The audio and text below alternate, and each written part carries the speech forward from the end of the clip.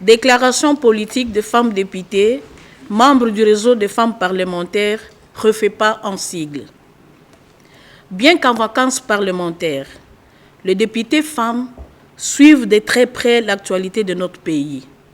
Ainsi, elles ne peuvent pas rester aphones face aux situations préoccupantes qui affectent la quiétude de nos compatriotes. C'est ainsi que nous, femmes députées, membres du réseau des femmes parlementaires, REFEPA en sigle, sommes réunis pour passer en revue les questions d'ordre social, économique, sécuritaire et politique de notre pays, la République démocratique du Congo. Après échange et débat, nous, députés femmes, sur le plan social, déplorons les actes de violence et de vandalisme survenus à l'Université de Kinshasa, INIKIN en sigle, et à l'Institut facultaire des sciences de l'information et des communications, IFASIC en sigle. Condamnons les destructions méchantes de biens, meubles et immeubles, publics et privés. Félicitons le gouvernement pour les mesures appropriées prises en vue d'une meilleure gestion de cette situation dans les milieux universitaires. Encourageons le gouvernement de mettre en œuvre les décisions prises quant à ceux pour permettre aux étudiants de reprendre les activités académiques dans un délai raisonnable. Invitons le gouvernement de prendre les mesures draconiennes afin que pareilles situations ne se reproduisent plus dans l'avenir.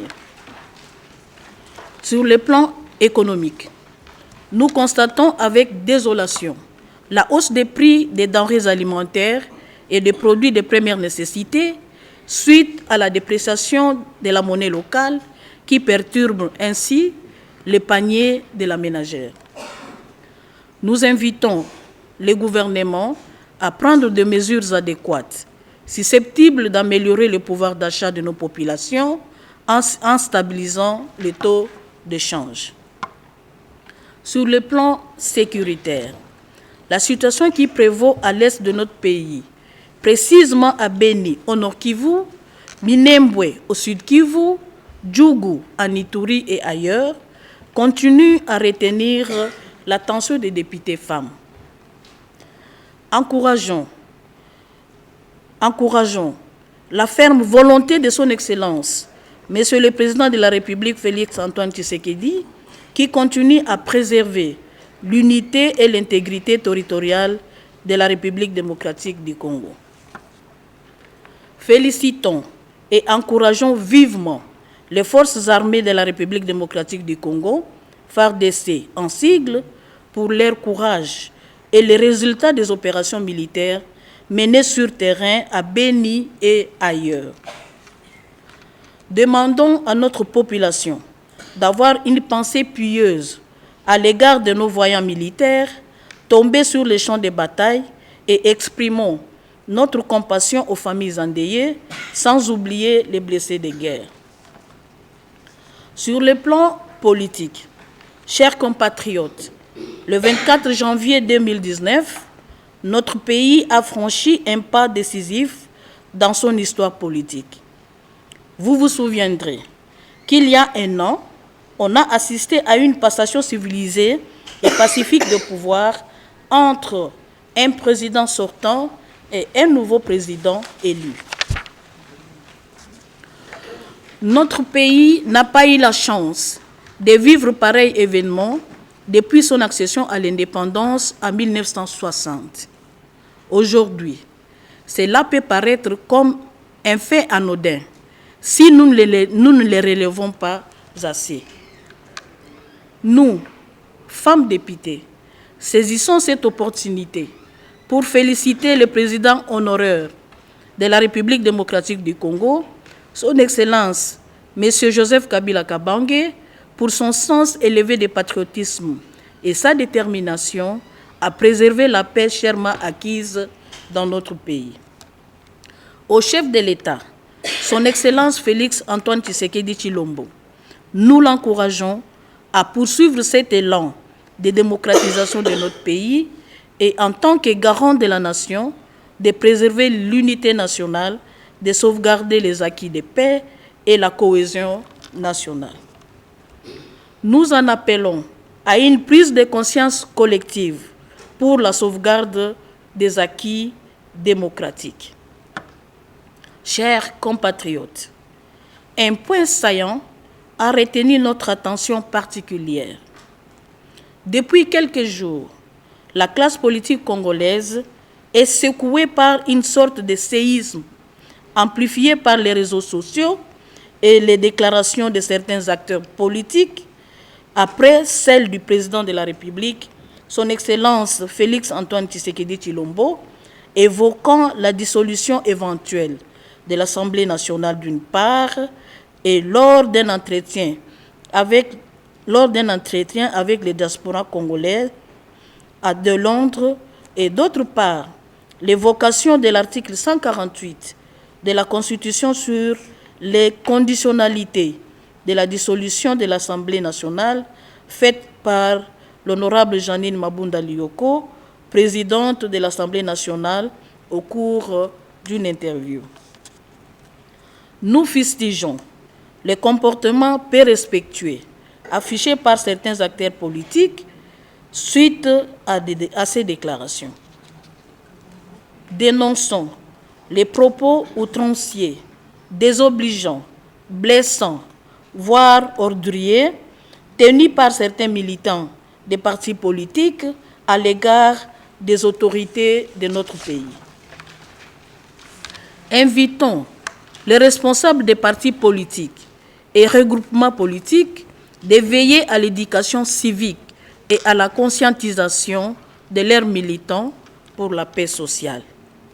C'est ainsi que, animés par la forte volonté de sauvegarder la paix et considérant notre rôle de maire et de faire de lance de la nouvelle société où la femme joue un rôle fédérateur et stabilisateur.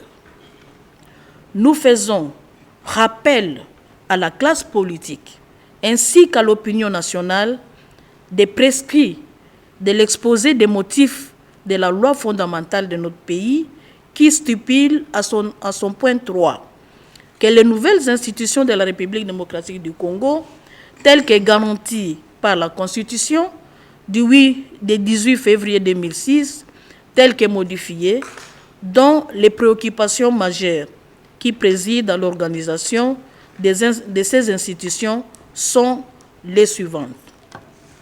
1. Assurer le fonctionnement harmonieux des institutions de l'État. 2. Éviter des conflits. 3. Instaurer un État de droit. 4. Contrer toute tentative de dérive dictatoriale. 5. Garantir la bonne gouvernance. 6. Lutter contre l'impunité. Et 7. Assurer l'alternance démocratique. Consciente que la bonne marche des institutions de la République démocratique du Congo se fonde sur le respect du principe de séparation du pouvoir de ces institutions qui sont 1. Le président de la République. 2. Le Parlement. 3. Le gouvernement. Et 4. Les cours et tribunaux. Gage d'une paix véritable, socle d'un développement certain et d'une émergence économique. Pour répondre à toutes ces préoccupations précitées, les constituants prévoient que le président de la République exerce ses prérogatives de garant de la Constitution, de l'indépendance nationale, de l'intégrité nationale, de la souveraineté nationale, du respect des accords et des traités internationaux, ainsi que celle des régulateurs et arbitres du fonctionnement normal des institutions de la République, avec l'implication du gouvernement sous le contrôle du Parlement. Cependant, le gouvernement, sous l'impulsion du Premier ministre, demeure le maître de la conduite de la politique de la nation qu'il définit en concertation avec le président de la République. Conformément à l'article 149 de la Constitution, le pouvoir judiciaire est indépendant du pouvoir exécutif et du pouvoir législatif. Et la justice est rendue sur l'ensemble du territoire national au nom du peuple.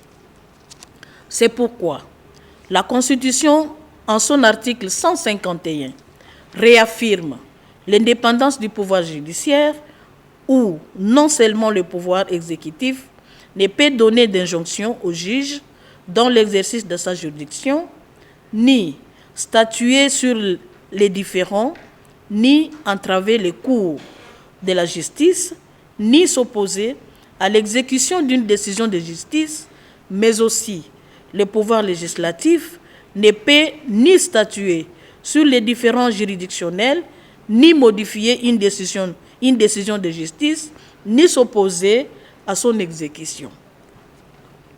Le Conseil supérieur de la magistrature, désormais composé de seuls magistrats, est l'organe de gestion du pouvoir judiciaire.